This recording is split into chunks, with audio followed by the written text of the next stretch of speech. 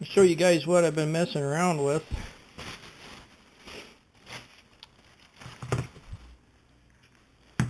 Trot lines. When I was a kid, I lived on a farm and I had a quarter to a half a mile of riverbank to run, and I had a little dirt bike, and I checked trot lines 3 times a day, and used to get catfish out of that creek all the time. So then I moved to town, and me and a few of my buddies used to run lines every now and then, and still did pretty good. Trying to get my buddy to come back over here and run some lines with me, and he really likes doing it, and I like doing it too, so be good to catch up with him a little bit. But anyway, this is what I buy. It's just 1/8" polyester cord with a diamond braid, so it's got a core inside of it. It stays round no matter how much you pull it. You know, it doesn't collapse, and it's not all limp and soggy. Okay. There's line that looks just like this. It comes in a bag, but there's nothing in the middle of it. It's really soft and it's limp as can be. But I need this solid core, and I'll show you why. Because when I make these, I take 2 weights,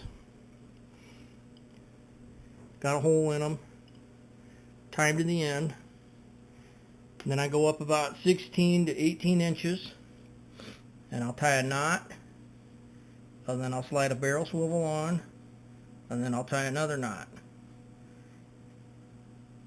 And what that does is that allows the swivel to go around the line. And mainly what is in this river for catfish are channel cat. And those things can knot up a trot line better than any kind of fish I've ever seen. Those work pretty good like that. And then I'll go up another 18 inches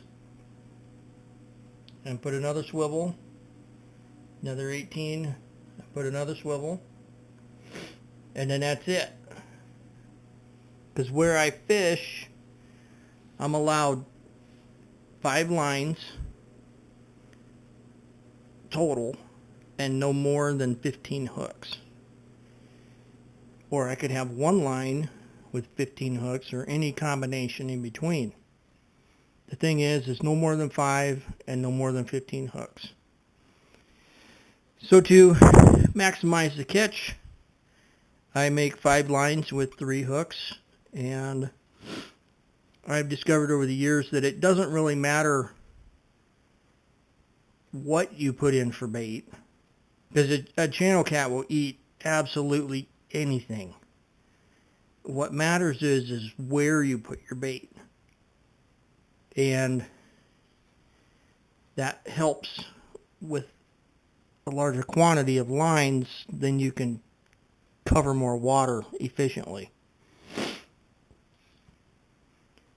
So as you see, you go up the line here, and this is the part that I'll put around the stick there, and then I got my tag on it. It's got to be tagged, and these have to be put in from the shoreline, which is fine. I don't have an issue with that. But I will show you how to make one of these things. And you just loop that around there, chuck the whole thing out in the water. Oh, I better show you how to do the hooks. Gotta have hooks, right? Let's see, I got one that's from last year here.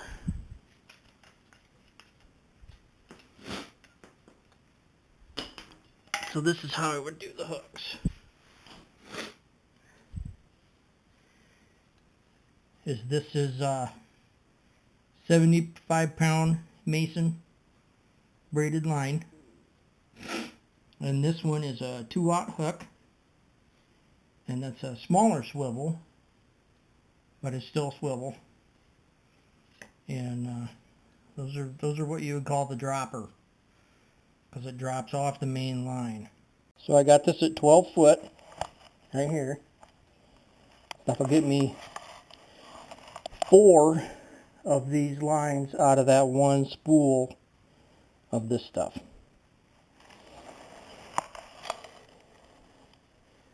So I'm going to hold it there.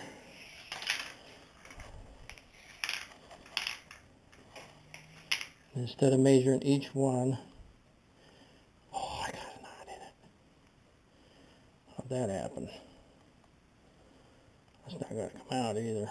Not until I take it out. Worry about that later.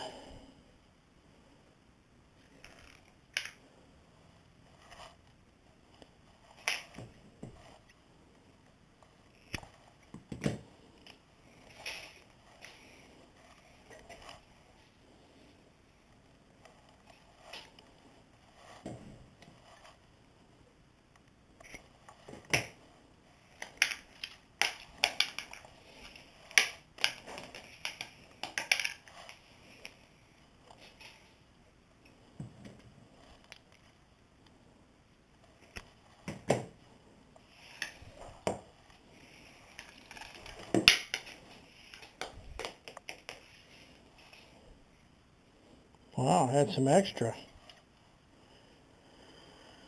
Cool. I don't know what I'm going to do with it, but I got it. Alright, so I got my 4 lines. I'm going to get one of these that does not have the knot in it. Where's that one? I'm going to use this one.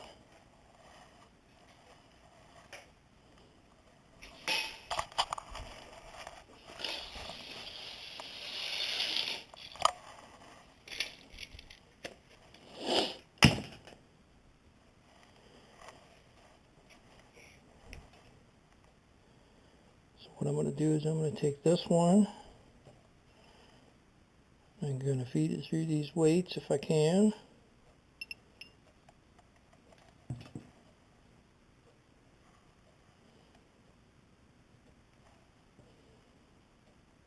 And what I like about doing the weights like this is that it's not one solid weight and it won't roll. It pretty much, once these spread apart down there, once they do this on the river bottom or something, it won't roll. It'll stay pretty much where it needs to be. Alright, so we got the weights on.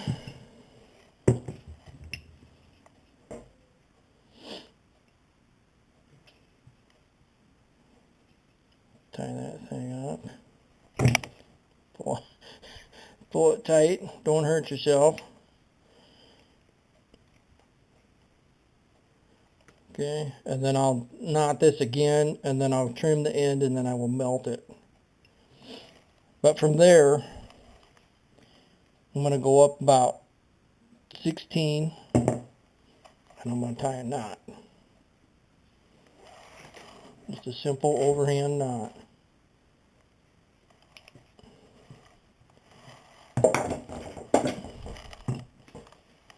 And then what I'll do is I will grab a swivel, put that on.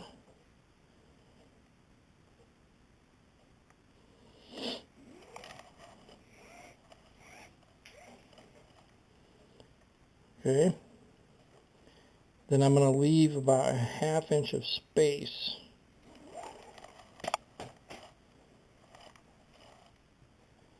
In between there, like that. Pull it snug. And then from that point, I'm going to go up 18 right here and make a knot.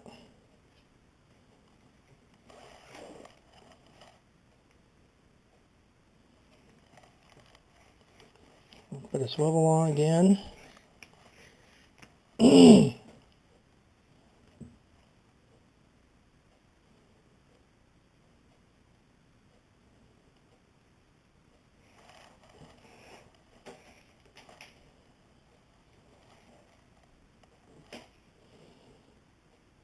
Leave about a 1/2 inch space.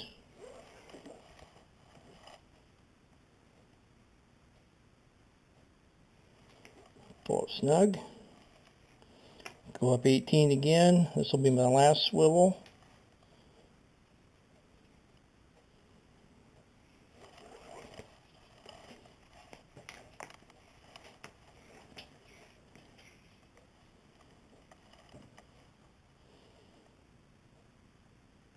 It'd probably be easier if you melt the end of the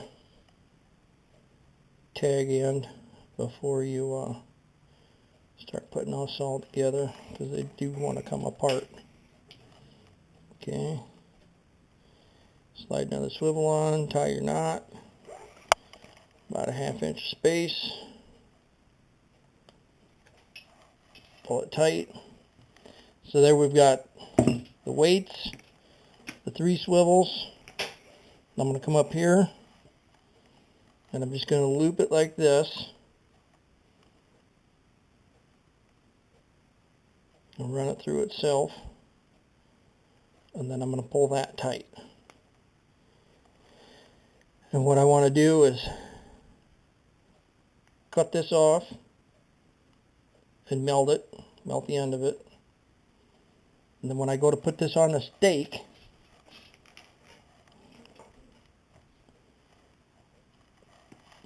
I'll show you.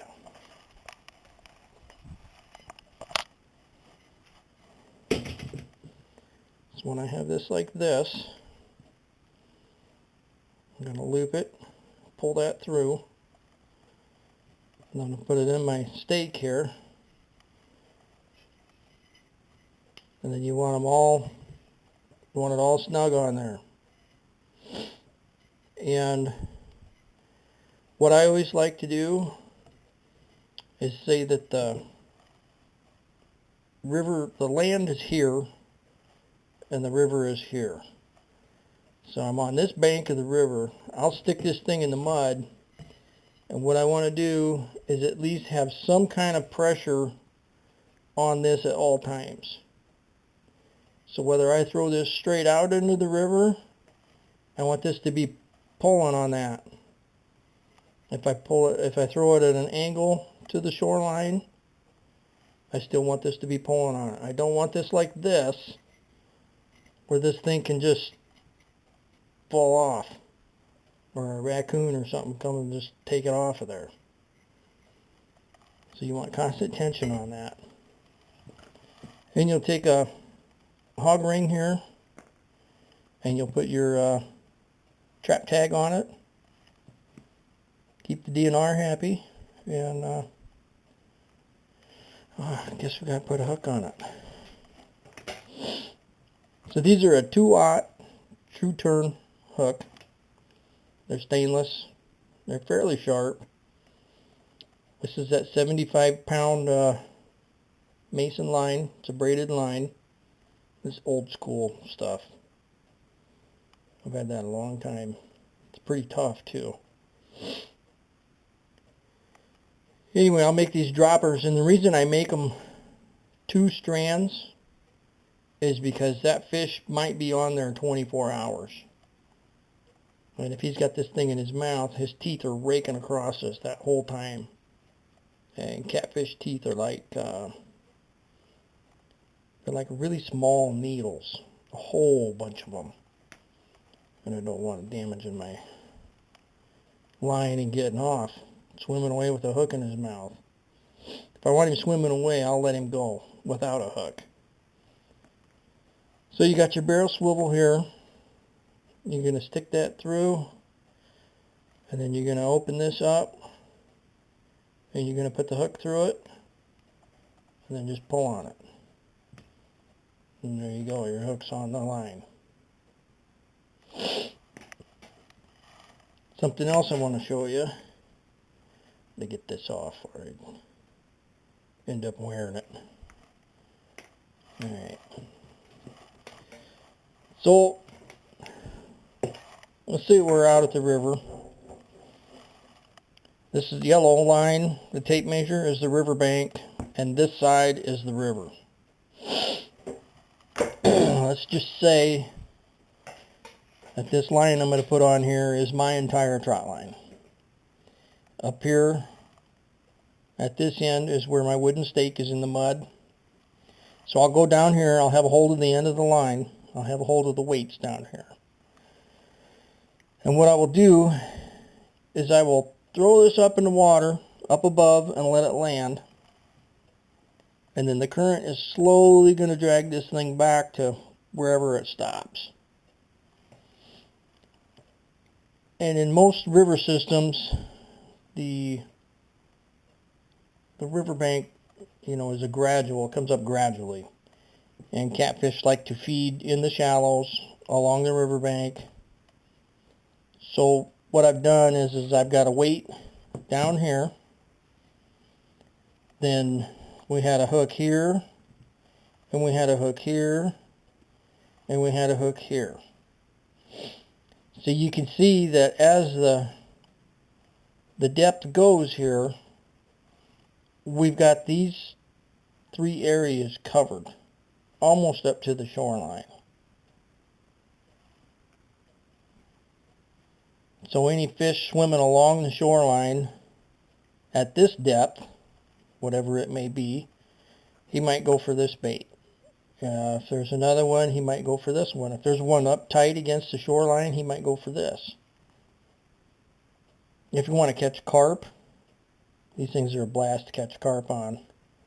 Just get them up close to the shoreline as you can, and they'll cruise right by there. I had 4 10-pounders on one of these one time. That was pretty interesting. But I will get these put together. I got to get some worms. I really like using crawdads. That's my favorite thing because they stay on the hook good, and the bigger catfish, when I'm talking bigger catfish, is anywhere from 2 to 10 pounds. That range is what I like to eat.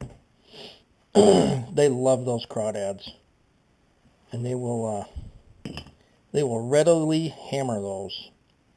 But I've used cut up skipjack, mooneye, goldeye. It's all the same fish. I've cut strips of that and used that. I've used chubs. I've learned that a lot of the smaller catfish, like a pound and less, they like chubs too. So I don't really use chubs anymore. Frogs, love using frogs. The bigger fish love the frogs. Then they'll hammer those too. But I'll get these out, and we'll go the next few days here, and we can set them and maybe get some